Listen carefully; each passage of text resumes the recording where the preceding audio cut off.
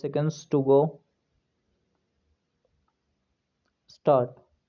It is therefore clear that under the guidelines of the Reserve Bank of India, the payment under the OTS had to be made in any case within 1 year of the settlement, and that too where required along with interest.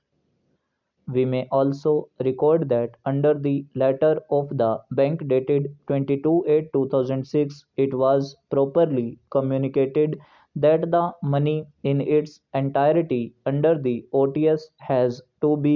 deposited by 20th September 2006, which time limit fixed by the OTS was never complied with.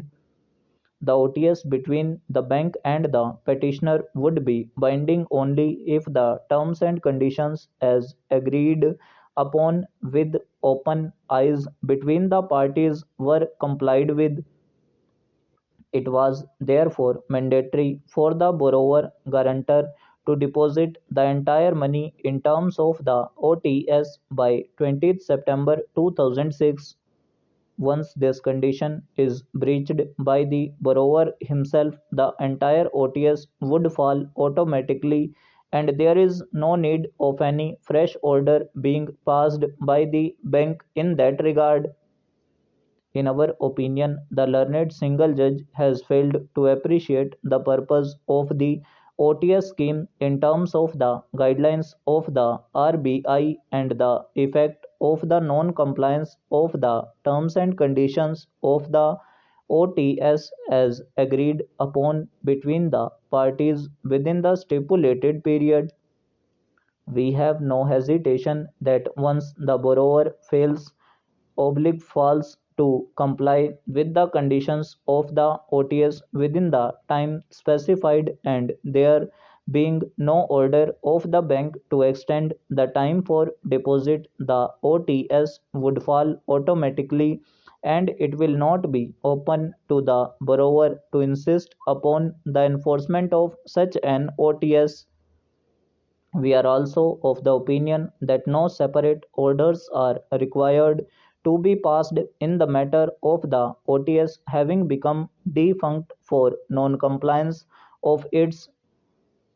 conditions by the borrowers, and the logical consequence in each case of breach of the terms and conditions of the OTS is that the bank becomes free to recover the money outstanding in accordance with law irrespective of the OTS. The learned single judge has failed to appreciate that time is of essence for deposit of money under the OTS to remain legally binding. We are therefore of the considered opinion that the learned single judge had committed an error in coming to a conclusion that since no further order had been passed for cancelling the OTS by the bank subsequent to the order passed by the writ court, the same would survive inasmuch as, in our opinion, no such order is required to be passed under law. We may further record that orders which were passed by the High Court on 19/2/2007 and the letters written by the bank at best can be read to mean that the time for depositing of the money in terms of the OTS stood extended up to the date mentioned in the order letters and nothing beyond it. Admittedly, the money was not deposited by the guarantor within the time so extended.